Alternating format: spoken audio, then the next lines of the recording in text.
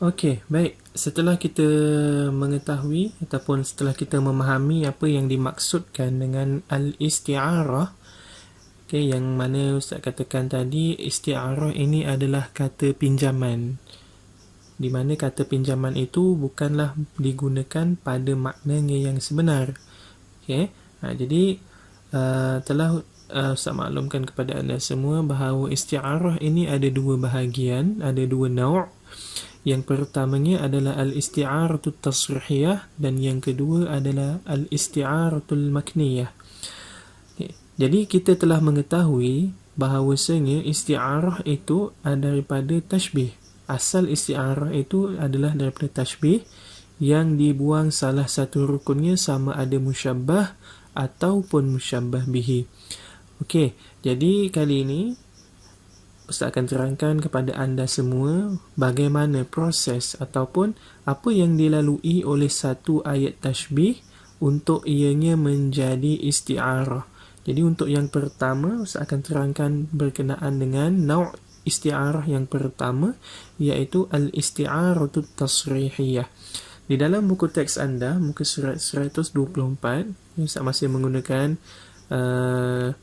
cetakan buku teks. Okay, ini Ustaz cetak, bukan buku teks tulen. Okay, Ustaz cetak untuk tujuan pembelajaran kali ini.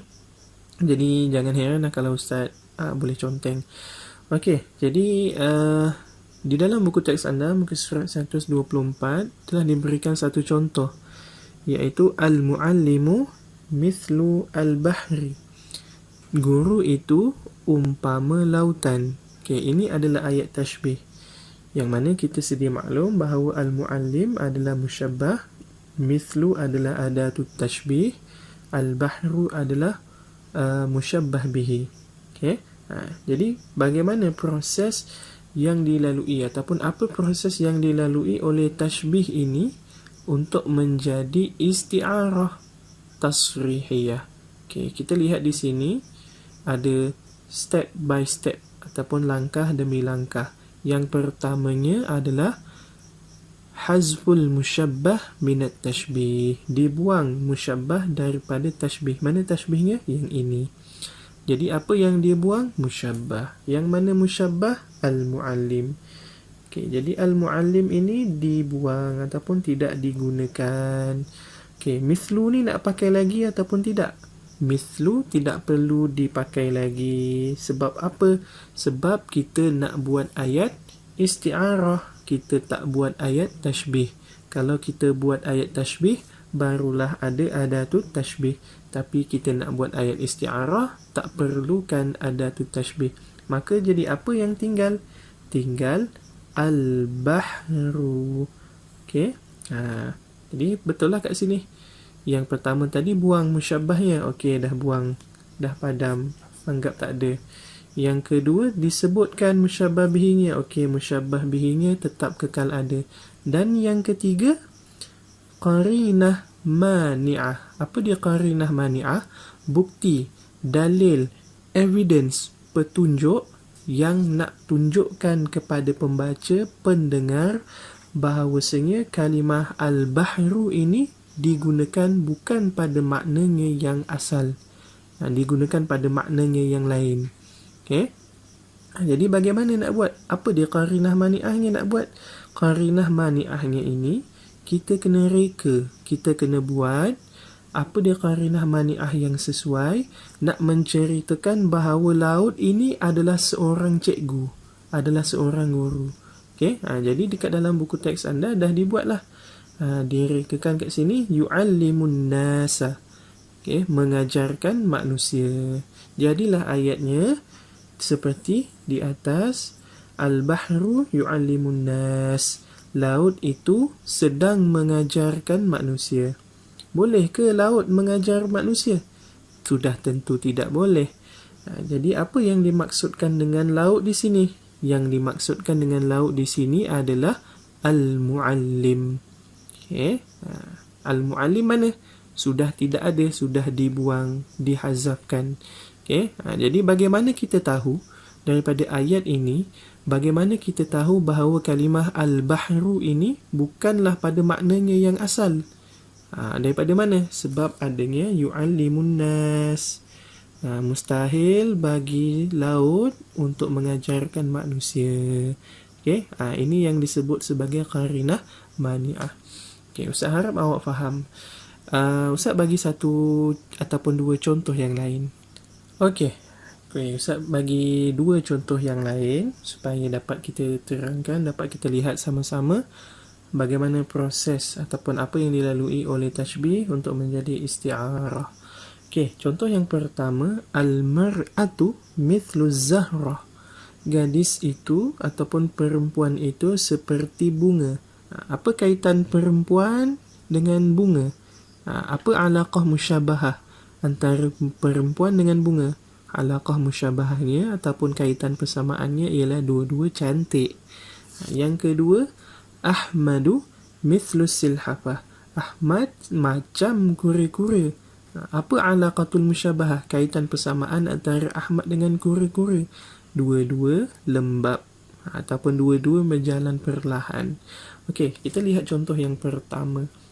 Kita ikut je step by step yang dekat dalam kotak ni. Yang pertama, buang musyabbah daripada tashbih. Mana musyabbahnya? Mar'ah. Okey, buang mar'ah ni, buang. Tak nak pakai. Ni pakai lagi ke tidak? Ini sudah tentu tidak perlu digunakan. Tinggallah musyabbah bihinya sahaja. Okey, dan yang ketiga, buat qarinah mani'ah. Apa dia qarinah mani'ah yang boleh kita reka supaya orang dapat faham bahawasanya Zahrah ini yang dimaksudkan adalah bunga, adalah gadis, bukan bunga. Okey, Ustaz bagi satu contoh. Okey, ini kita reka apa-apa contoh. Az-zahratu turaji'ud dirasah. Okey, bunga itu tak nampak Okey. Bunga itu sedang mengulang kaji pelajaran. Okey, bunga itu sedang mengulang kaji pelajaran. Boleh ke secara hakikinya bunga mengulang kaji pelajaran? Sudah tentu tidak boleh bagi sekuntum bunga untuk mengulang kaji pelajaran. Okey. Jadi yang dimaksudkan dengan bunga di sini adalah seorang gadis. Mana gadis tadi? Sudah tidak ada, sudah dibuang. Okey. Jadi qarinah mani'ah ini yang menghalang kita faham dari Zahrah ini bukanlah dimaksudkan bunga tetapi seorang perempuan yang cantik. Yang kedua, Ahmadu mithlu silhafah. Ahmad seperti kura-kura. Jadi kita ikut saja step by step. Okey, sama macam tadi. Yang pertama, buang hazful musyabbah minat tashbih. Ahmad tidak digunakan lagi. Mithlu sudah tentu tidak. Tinggal silhafah, kura-kura. Okey, jadi ayat yang kita boleh buat, okey. Yaqra'u as-silhafatu fi al-maktabah. Kura-kura itu sedang membaca di perpustakaan. Boleh ataupun tidak kura-kura membaca di perpustakaan? Sudah tentu mustahil bagi kura-kura untuk berada di perpustakaan dan membaca. Jadi yang dimaksudkan dengan silhafah di sini ialah siapa? Ahmad. Mana Ahmad? Sudah dibuang. Okey. Macam mana kita tahu bahawa silhafah ini bukanlah pada maknanya yang asal? Sebab ada qarinah mani'ah. Mana qarinah mani'ahnya? Yaqra'u fil maktabah. Membaca di dalam perpustakaan. Mustahil bagi kura-kura membaca di dalam perpustakaan. Okey, baik. Jadi itu sahaja. Saya harap awak faham. Kita akan sambung dengan al-isti'aratul makniyah.